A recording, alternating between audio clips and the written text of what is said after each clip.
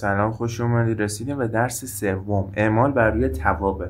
اعمال بر روی توابع یعنی چی بچه‌ها؟ یعنی ما دو تا تابع رو با هم دیگه جمع بکنیم، ضرب، تقسیم یا این داستانا. اینجا رو نگاه کنید. ما اعمال روی توابع رو مثلا اینجوری نمایش میدیم. اینجا نگاه کنید، می نویسیم f به اضافه g x.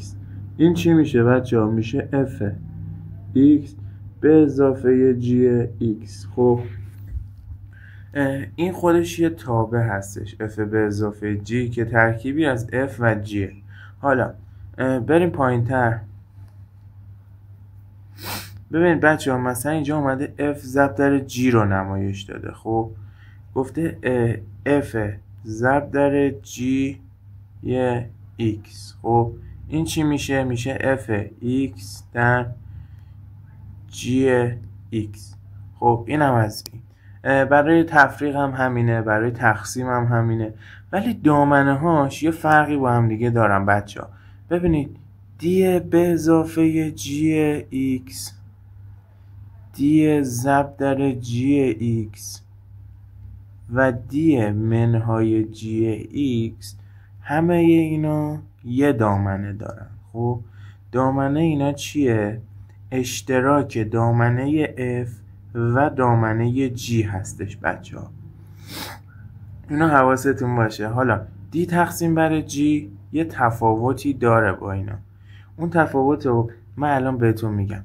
بچه ها نگاه کنید، دامنه d تقسیم بر g، d تقسیم بر g x، دامنه این چیه؟ همون اشتراک دامنه f و دامنه g هستش، ولی اون چیزی که مخرج رو صفر بکنه، یعنی g(x) رو صفر بکنه، تعریف نشده میشه بچه ها. ما اگه g مون صفر بشه، خب این کس طبیعتا تعریف نشده است. عدد بر روی صفر ما گفتیم چیه؟ تعریف نشده است. ما یه همچین چیزی رو نداریم توی ریاضی.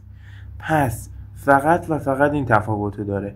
اون عضوی که توی دامنه جفتشون مشترکه، منهای اونی که مخرج رو صفر میکنه، اون ایکسی که مخرج رو صفر میکنه.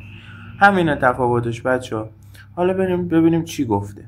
مثلا اینجا f و g رو داده. خب بچه ها الان اشتراک دامنه اینا چیه؟ مثلا بین f و g نگاه کنید، 3 درسته، یا مثلا دیگه 7.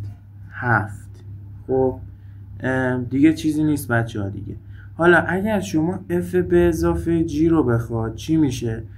ما گفتیم اون x هایی که مشترکن رو شما می نویسی. یکی 3 بود، یکی دیگهش y رو خالی بذارید بچه ها.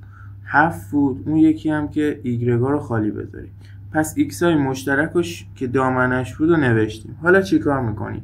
چون f به اضافه g برداشون رو با هم دیگه جمع میکنیم. 3 اینجا 5، اینجا منفی 1، یعنی 5 منهای 1 میشه y این. یا برای این یکی 7 بود xش، نگاه کنید این yش منفی 1، این دوتا باید با هم دیگه جمع بشن. 2 منهای 1. حالا اگه ضرب بود بچه ها ضرب، تقسیم بود تقسیم. فقط گفتم اگه تقسیم بود بچه ها چی کار باید بکنید؟ اون xی که مخرج، حالا چه f تقسیم بر g باشه، g رو نباید صفر بکنه. خب اگه g تقسیم بر f هم باشه، f رو نباید صفر کنه، چون تعریف نشده میشه. اون غیر قابل قبوله. حالا یه فعالیت داده، ضابطه ها رو داده. گفته ضابطه توابع زیر را به دست آورید. خب بچه یه چیز دیگه هم بگم. من راجع به دامنه اینو با هم صحبت کردم. خب ضابطش هم دیگه کاری نداره. وقتی میگه f2x مثلا توی این سوال ضرب در f1x، خب یعنی ضابطه‌اش هم ضرب میشه دیگه، یعنی x به اضافه 1 و شما بیا ضرب در x2 منهای 1 بکن. حالا میتونید اینو بازش بکنید اینجوری، اینم در این ضرب بشه، اینو میتونید بازش بکنید یا همینجوری نمایشش بدید. خب پس ضابطه هم مثلا گفت fx ضرب در g، خب ضرب میکنیم، جمع و منها و اینا اینجوری انجام میدیم. آره بچه ها، خلاصه اینم از این مورد. نگاه کنید اون چیزی که من بهتون اونجا درس دادم اینجام هست. اعمال بر روی 2 تا تاوه کلا این شکلیه. خب پس اینو بچه ها خوب بخونید خودتون برای خودتون. دقیقا همینه قوانینش، هیچ چیز اضافه تری نداره. خب بچه f1 x شده x به اضافه 1، f2 x شده درخت زیرا به ازای x به اضافه 2، x مساوی 2 به دست بیارید. اول باید ببینید 2 توی دامنه جفتش هست. بله هست. حالا مثلا نوشه f1 به اضافه f2. خب ما میدونیم x2. من بچه چند تاشو براتون به دست میارم.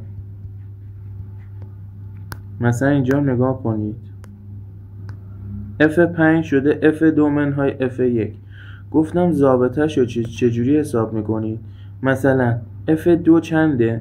x منهای 1 درسته؟ شده منهای چی؟ f2 x منهای 1 شده منهای f1 x، یعنی منهای x به اضافه 1 شده بچه ها. x که با x میره منفی 1، اینم منفی میشه منفی 2 درسته؟ پس اگر x 2 باشه y چند میشه؟ منفی 2 میشه بچه ها. پس 2 منفی 2. همینجوری دونه دونه حساب کنید، ضابطه ها رو ضرب کنید، 2 رو بندازید توش. یا مثلا همینجوری دونه دونه تقسیم باشه f1 رو بر روی f2 بنویسید مثلا. هیچ فرقی نداره بچه ها، من همشو بهتون میگم، خیلی ساده است. f1 رو مینویسی x به اضافه 1 بر روی f2 x منهای 1.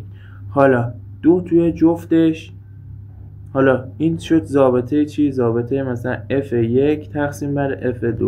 خب x مون هم 2 بود دیگه، 2 رو میندازیم توی این، میشه 3 بر روی 2 منهای 1 y میشه 3.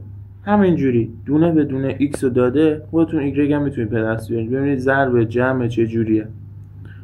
خب آره، بعد توی هر مرحله از اون تابعی که ساخته، مثلا اینجا f0 رو که ساخته میاد تقسیم بر f5 میکنه، f5 هم اینجا تعریف کرده. ضابطه هر کدوم از اینا رو بنویسید، بعد بذارید روی هم دیگه، همون 2 رو دوباره بندازید. مثلا دوباره گفته اگر این باشه توابع زیر رو مشخص کنید. ما گفتیم بچه ها چی کار میکنیم اینجا؟ خوب دقت کنید.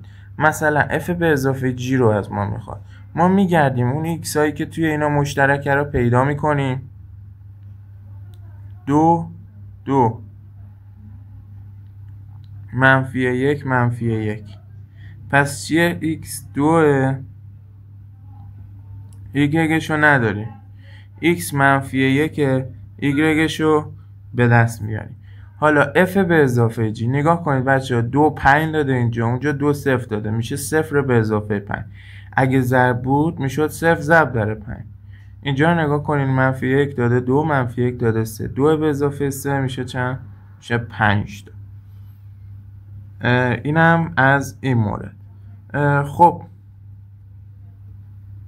حالا تقسیمش هم همون جوریه، فقط تقسیمش یه نکته داره دیگه، جی x نباید صفر بشه بچه ها.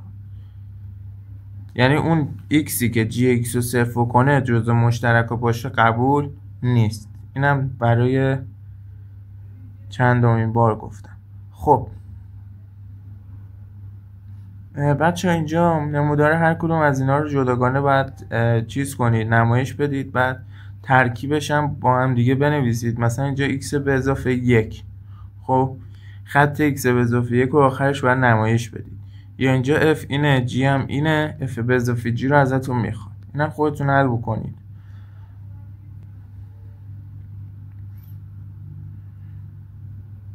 دوباره مثلا اینجا fx رو داده، gx هم داده.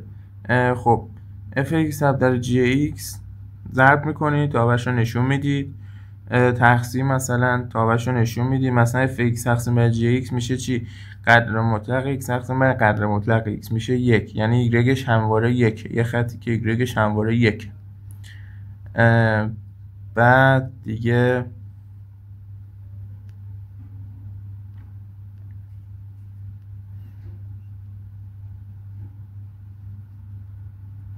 اینم راجع به همون قضیه داره صحبت میکنه. سوال 3 هم سوال خوبیه. نگاه کنید تابع fx رو به ما داده، دامنش هم داده، gx هم داده، دامنه داده، hx هم داده، دامنه داده. دوباره fx به اضافه g. بچه حواستون باشه اول اشتراک دامنه ها رو میگرفتیم. ببین این مثلا دامنه f، این یکی دامنه چیه؟ دامنه جیه. از 1 تا 2، از 0 تا 1. خب اشتراک اینا بچه از چند تا چند میشه؟ اولا که اشتراک اینا اصلا بازه نمیشه، یه عدد همون یک اشتراکشون. پس دامنه این فقط یک عضو داره، یک. حالا f به اضافه چی؟ g چی میشه؟ f میره توی ضابطه این f x شده براکت x، یعنی براکت یک که خودش یک میاد بیرون، توی اینم بره قدر مطلق یک که یک میاد بیرون، یک و یک هم میشه 2. به همین راحتی f به اضافه g. ببینید پس چند مدل سوال میتونه بده. میتونه دامنه رو به شما بازه‌ای بده، یا مثلا میتونه تابع ها رو زوج مرتبی بده که باید بگردید دنبال x های مشترک. ما در همه این مثال ها یه کاری رو داریم میکنیم، در اصل همون دامنه f اشتراک دامنه gه که همین جام انجام دادیم. گفتیم آقا f بین 0 تا 1، اون یکی مثلا بین 0 تا 2. اشتراکشون رو گرفتیم شد 1 و 1 رو هم توی f انداختیم هم توی g. حالا اگه جمع بخواد جمعشون میکنیم ایگرگا رو، ضرب بخواد ضرب بکنیم. این هم از این مورد.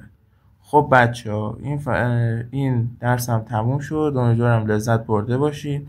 یادتون نره کانال رو سابسکرایب کنید، ویدیو هم لایک بکنید.